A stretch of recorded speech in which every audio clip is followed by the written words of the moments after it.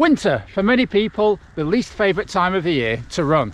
But, as the saying goes, winter miles make summer smiles. So in this video, we're going to go through 5 things that many people, including us, find difficult about training in the winter for a spring marathon. But worry not, because we're going to come up with some solutions to those problems.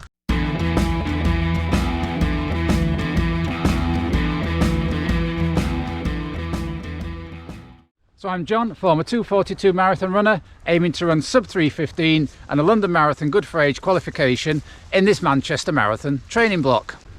And I'm Dawn, former 2:56 marathon runner, aiming to run sub 3:30 at the Manchester Marathon and hopefully qualify for an England Masters vest. So here in the UK there are 2 major marathon seasons. The first one falls around April and the second one falls around October. So if you're training for a major marathon in April, it may be London, it may be Brighton, it might be Manchester like us, or Newport, you necessarily have to do the majority of your training through the winter months of January, February and into March. Yeah, beautiful winter sunshine today, but that leads us into the first of the issues when training for a spring marathon through the winter. And that is, if you work regular hours, sort of a 9-5 job, Monday to Friday, you'll find most of your training having to be done in the dark, either early in the morning or in the evening. So why, you may ask, is that a problem for many runners? There may be some of you who prefer running in the dark, but I think the vast majority prefer to do the runs when you can see your surroundings. That might be because of safety reasons, when you can see what's coming up ahead, what's happening underfoot, and it's just a matter of being able to appreciate either the countryside landscape or the urban streets that you're running in daylight. So when you're running in the dark, firstly, you can't see very well what is around you. So yes, and sometimes you can just get really disorientated, your eyes sort of take in the surroundings, but you actually think that you're going faster than you actually are. And for most of us running in the dark, you're not getting your vitamin D, and it's generally less pleasant and less inviting to get out in than the daylight. Another issue that you may feel when you run in the dark is a safety issue. Some people, if they run on their own, may feel a little bit more vulnerable. So, solutions to early morning or nighttime running. Well, firstly, get yourself a good head torch. This will help light the way, and if there are any unlit bits that you have to run on, it will help to light the path in front of you. Yes, run in well-lit areas if it's at all possible. Although the town we live in, there aren't that many well-lit areas to run in, and you end up doing the same loops time and time again. So what we tend to do for many of our evening runs is a mixture of lit streets and also the Transpennine Trail we have near us, which is where the head torches come into play. So to overcome the vulnerability, it's a good idea to either join a club, so you can go out on their club nights, or to meet a friend or a group of friends. So before we carry on, we'd really like you to give this video a like, and if you haven't subscribed, we'd love you to do so. So the second major problem that many of us face when training through the winter for a spring marathon is the weather. Yes, in particular adverse weather, such as very cold, strong winds and rain, which altogether are pretty unpleasant. So solutions to that. Number 1, have the right clothing on. In particular, something to keep the top half of your body warm, wear layers if possible, have a good quality running jacket to stave off the elements. Gloves and a hat. That's right, they are gloves and a hat, and it's very important to wear them in winter if it's cold. If it's anything below about 8 degrees, I have to wear a hat to run in, otherwise my ears get extremely cold. Again, extremities, like your hands, can get extremely cold. That's because I believe the blood congregates to keep your vital organs going, your heart, your kidneys, etc. So it pulls away from your extremities, so they can tend to get very cold. Good pair of running socks as well to help keep your feet warm.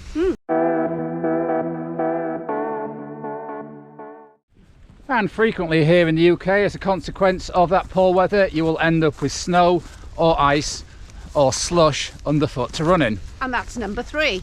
So yes, freshly laid snow is actually quite nice to run in, but when that snow turns to ice, that's not pleasant to run in, and it can actually be very dangerous. And when it turns to slush, it's even more unpleasant and even more dangerous because you don't know what's underfoot. At times like that, we revert to our trusty old treadmill.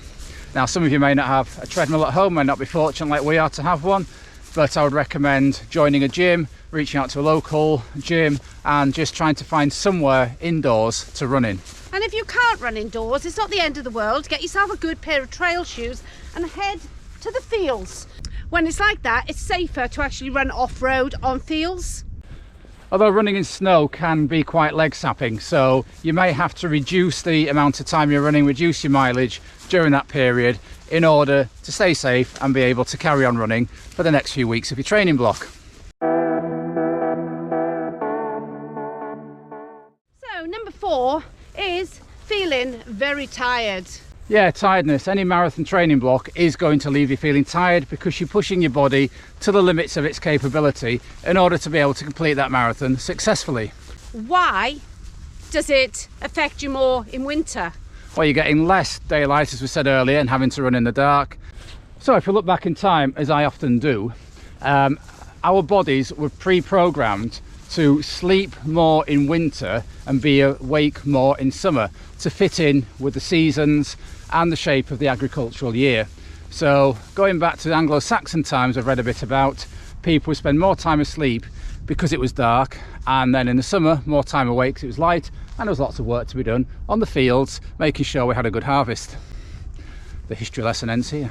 So in forcing your body out in winter to do that marathon training, you're going against the laws of nature. So what do we do about it? We have little choice other than to go out and train in winter. So I think we just need to make sure we're getting the basics right. And what are those basics, John? They are: get plenty of good sleep, make sure that sleep is of good quality, hydrate well, fuel well, and look after your body to put it through the demands of winter marathon training.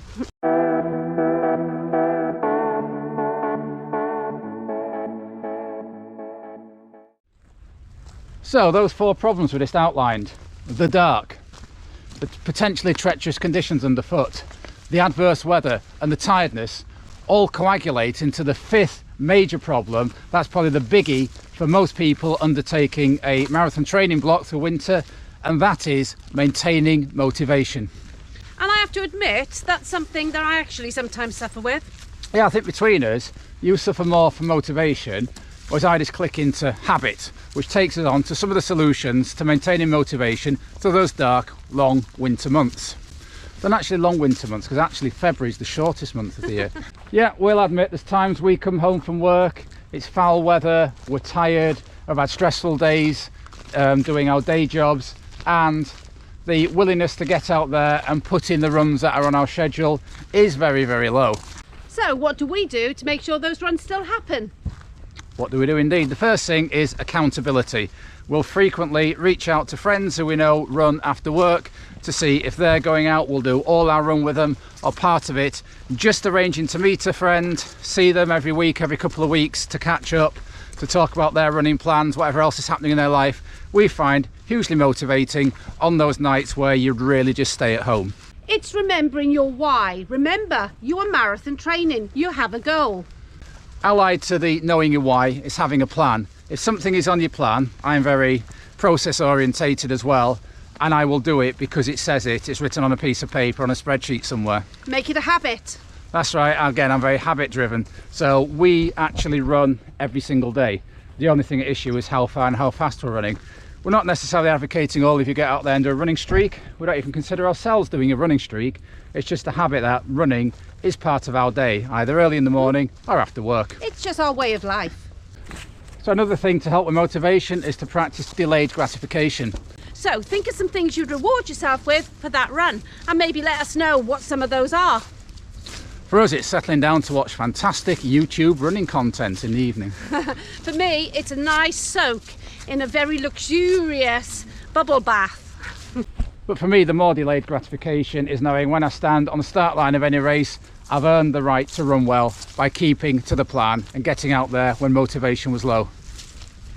Another point of motivation, we find being part of a running community hugely motivating. Back in the day, we were on the old Runners World Forum, where you'd go and post your training for a day, and it was a sort of extended virtual accountability, not to a friend, but to a group of online friends who are all doing similar things. Now, obviously, we're very accountable through this YouTube channel. We like to post up how our running's gone, warts and all, as I said about Oliver Cromwell. And don't forget, we have a Facebook group. So if you'd like to join that, we'll put the link below so you can actually come along and have a chat about your runs. They didn't actually say it about Oliver Cromwell. As Oliver Cromwell said it about himself, he wanted these portrait painting warts and all. Gosh, this channel is so full of obscure history facts.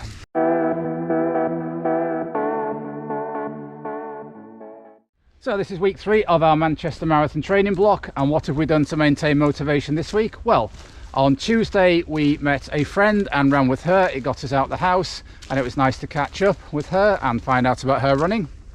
We've resorted to the treadmill at times when the conditions outside have not been conducive, and it's now Saturday afternoon. So this morning we went along to a local park run, Concord in Sheffield, very pleasant, and enjoyed being around the running community there.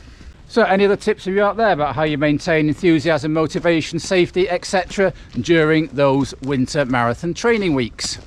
So feature runs this week. We both did a run of 10 miles with 6 at just under marathon effort in the middle, working on my newly acquired aerobic threshold of 145, which I found out about from the lactate test I did last week. Go and check that video out if you haven't done so already. And I ran at my marathon effort, which was based on Abingdon Marathon, which I ran in October. We'll admit to running a bit faster at parkrun this morning than we intended to at the beginning. Slap on the wrist for us two coaches for going hard, medium hard, and then long run plan tomorrow. So in addition to our run training this week, we also went to a strength and conditioning coach, a personal trainer, for John to address some of the weaknesses that he has found out about since having his lactate test. That's right. Went through a full analysis of how I could implement good technique in doing things like deadlifts, and I've now got a strength and core program moving forward, which I'm going to do at least twice a week in order to make sure I've got the best chance of hitting the Manchester Marathon start line fit, strong and ready to rumble. So it's now Sunday evening, it's nearly 6 o'clock, and any sensible people have finished their week of marathon training, but not in this household, oh no. So this legend here, after doing 20 miles this morning, which we did at a nice strong pace, just under 9-minute miling, has decided, in order to do her signature marathon training hack, which is a long run double, to get on the treadmill and churn out another nearly 5 miles to bring up 60 miles for the week. As I said, 20 miles this morning, and our Dawn is now topping it off with about 45 minutes on the treadmill. So wow, if anybody deserves success in marathon training, it's this lady here. So we hope you've enjoyed our musings on tackling winter marathon training.